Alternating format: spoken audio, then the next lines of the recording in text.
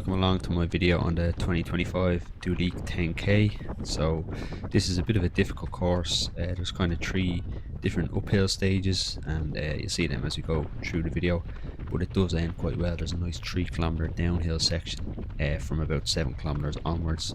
Pretty much the last 3k is all just downhill, which is ideal for kind of that point of the race where you're going to be struggling. So yeah, going to take it along through this race and tell you how I was feeling going at the kilometer intervals, and yeah, basically just running through the race that way.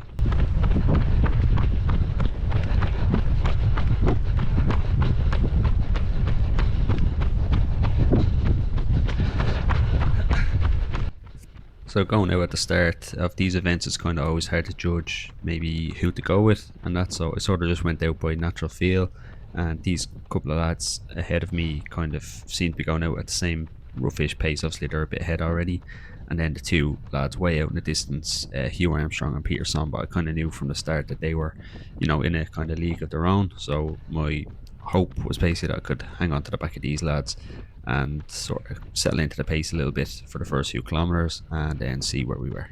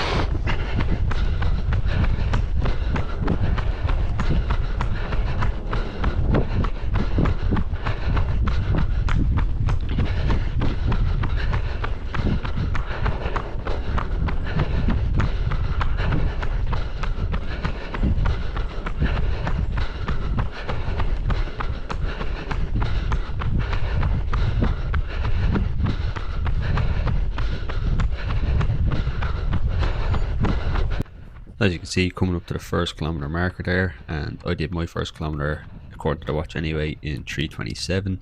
I think it did beep just before the kind of sign there, but yeah, I'll just go with the paces by the watch. So 3:27 for the first kilometer, and you could see that it was mostly kind of a steady flat, tiny little bit of elevation, but this is kind of the easing in part of this 10k and this route.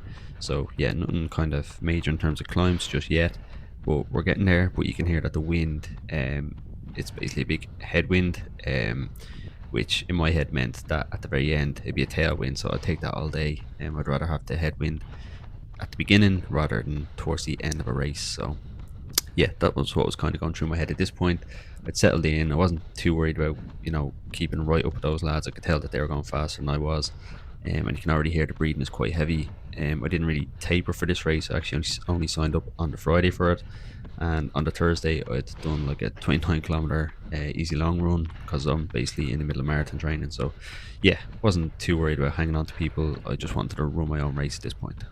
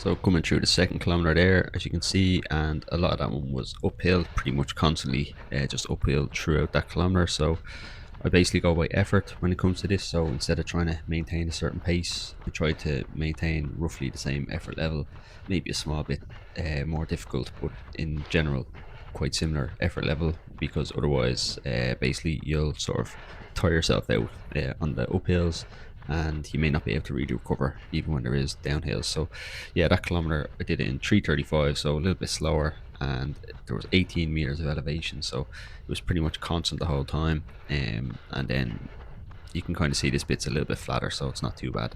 So it evens out, gives you a chance to get your breath back, and you can sort of get back to your original pace then.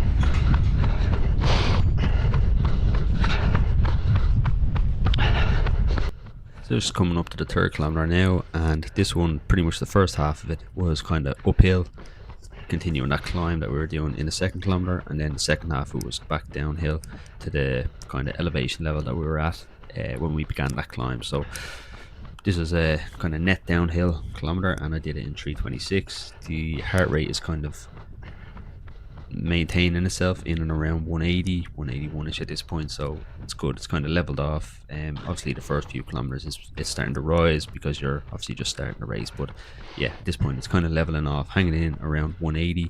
I wasn't checking that during the race or anything. It's just after the fact I've kind of looked back in the data, and that's what was happening. So at this point, still feeling all right. My legs, I think, were feeling a little bit heavy, but nothing that kind of was going to stop me or anything. So yeah, at this point still feeling good.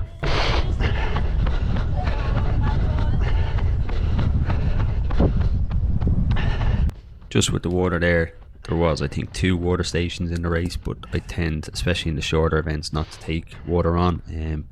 I'm kind of not very good at actually getting it in, spill all over myself, and yeah, it just slows me down. So I tend to, not unless I have to, maybe in a longer event I'll take in water, but something like a 10k, I'll usually just try to be hydrated going into the event and not need water during it. Then the conditions were pretty good, like it wasn't too hot, it wasn't cold at all, but it wasn't too hot, and I suppose the wind was probably keeping me cool as well. So yeah, didn't really need the water at that point.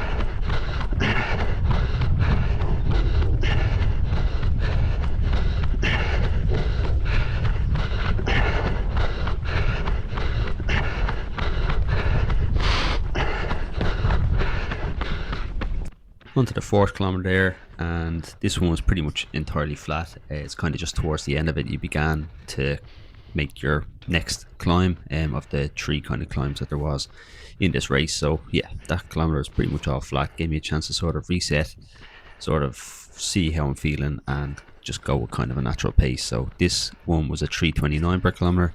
My main goal was just to go sub 35 if I could. I wasn't really too sure if I could. Obviously didn't really taper for this, but that was the goal, basically, to get to the last 3 kilometers with a chance of going sub 35.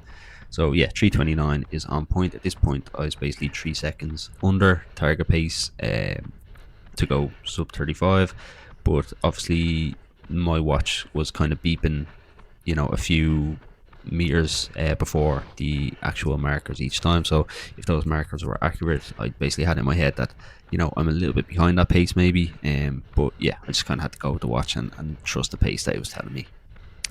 So at this point we're kind of coming up to the halfway point. This is when you want to still be feeling okay-ish in a 10k. You're not going to still be fresh. Obviously you've been pushing, if you're kind of really pushing to the limit, which is what I was trying to do. But yeah, before 5k you also don't want to be blown up. Obviously 5k is a long way to go when you're struggling. So yeah, coming up to 5k is when you can maybe sort of gauge, am I pushing too hard, am I not pushing enough, or have I kind of nailed it? So yeah, at this point I kind of felt what I was doing was sustainable, and I wasn't sure if doing much more, like trying to push to catch those lads or anything, was sustainable. So decided again just stick with my own race and see how we got towards the end.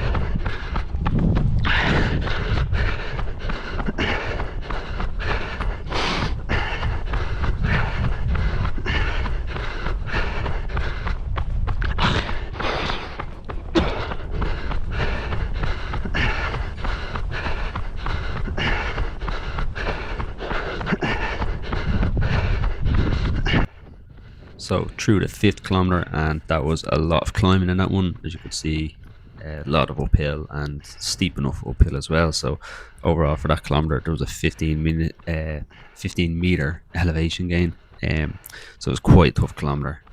Only thing that was kind of getting me through it was knowing that this was pretty much it for the climbing. I think in my head there was a small little climb after this I knew about, but other than that, I was thinking pretty much that was the toughest climb now out of the way, because it's halfway through. The previous climb had been quite near the start, so you're still full of energy. But yeah, this one, 15 meters elevation, I did it in 3:36, so it's my slowest kilometer of the race, so that's a little giveaway for now. But yeah, 3:36, again focusing on maintaining effort as much as I can, and kind of not blowing up early, basically by trying to push up the hills really fast, because what you're trying to gain on the uphill, it's going to make you suffer later on. So yeah, just maintain the effort and see where we end up afterwards. So at this point, I'm kind of on target enough. I knew that I'd probably have to do a negative split in order to get a sub-35, but yeah, at this point that was kind of confirmed. So it did take me over 17.5 minutes, which is a halfway point for time for a sub-35 10k. So yeah, in my head at this point I knew I needed a negative split, but I did know that 3 of the remaining 5 kilometers have a downhill, so kind of banking on that, and yeah, we'll see how I get on.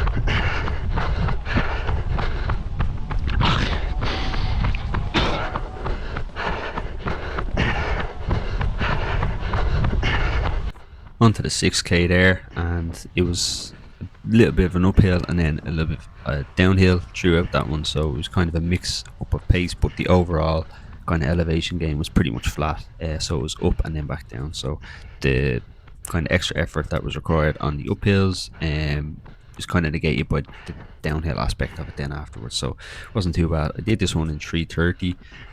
Usually in these races I'll be kind of checking my watch quite frequently and trying to hit a certain pace.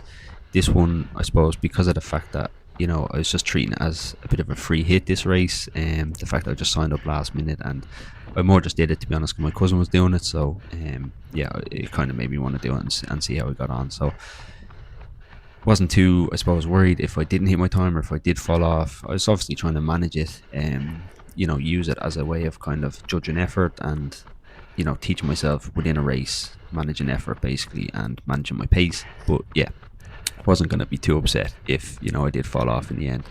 But by doing that, it kind of meant that I wasn't too worried about checking my watch for the pace the whole time, and that I could just get on with the race and sort of judge it by effort.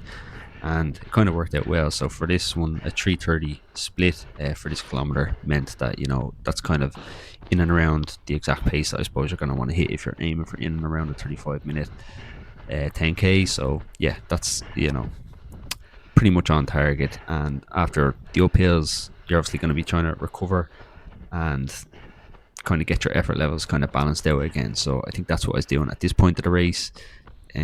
Wasn't feeling the best, I'll be honest, but I did still feel that what I was doing was just about sustainable as long as I could get to those last 3k.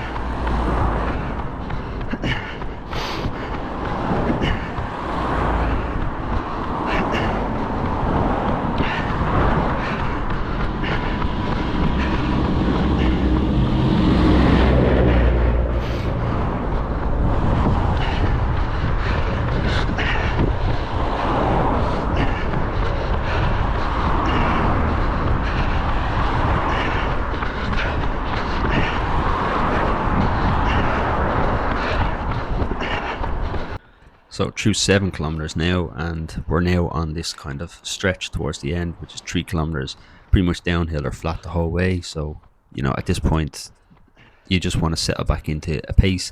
You've done the kind of hard bit, and now it's about just pushing as much as you can. So there's only 3 kilometers left. So, you can kind of begin to think, less than 11 minutes work and we're finished. So I can push for 11 minutes. That kind of thing is kind of what's going through my head at this point. For that 7th kilometer, there was a bit of a sneaky hill just about halfway through it, so yeah, it kind of slowed me down to about 340ish pace, looking back at the data. But then when you come back to the downhill side of it, you're then hitting like a 320 pace, so it all sort of balances out, and it did balance out because this again was a 330 kilometer. So at this point I think I was, if my watch was exactly correct on distance, I was about 3 seconds behind getting a sub-35. So I was at like if I ran 3:30 for every remaining kilometer, I would have finished in about 35:03. So in my head I kind of knew, try to cut off at least 5-10 seconds a kilometer if you can from this point.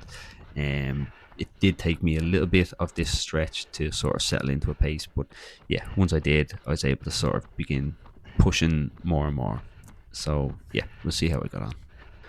Obviously at this point those lads in front have sort of cleared off way into the distance. I suppose they're all quite close to each other, so they could sort of race themselves and push themselves on. I'd given up hope. I'd maybe been hoping that they might drop off a little bit, but yeah, at this point I kind of knew that they were well and truly gone, and I knew I was in 6th place. Didn't really know it was behind me, so I just knew if I kept going, I should end up in 6th.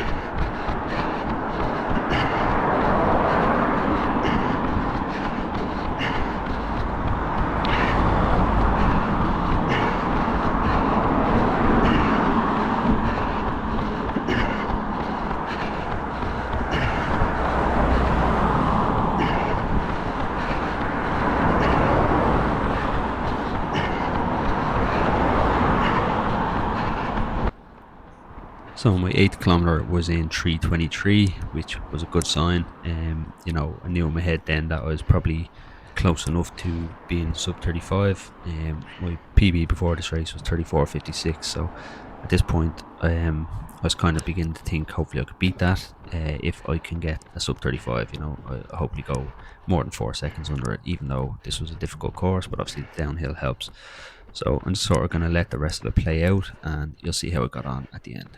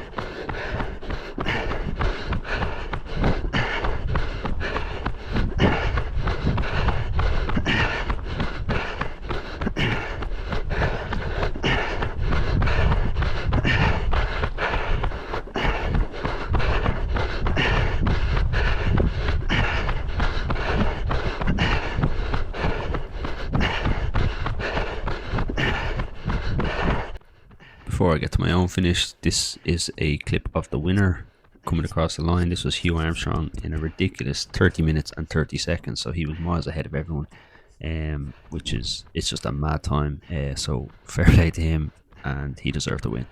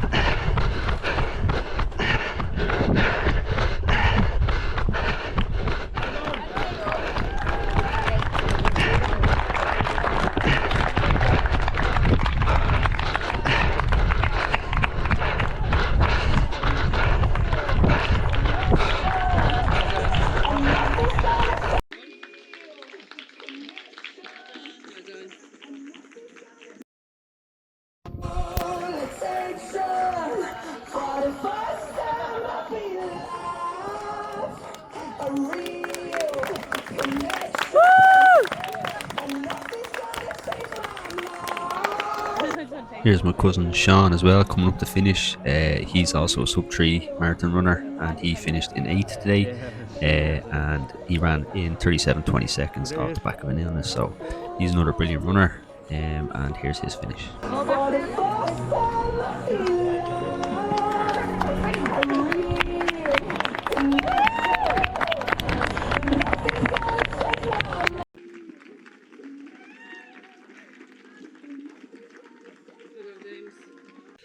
So thanks for watching, hope you enjoyed it. If you did, give it a like and maybe subscribe to the channel. I'll put my future races and my training and stuff up in future videos. But yeah, thanks for watching, and I do hope it was enjoyable.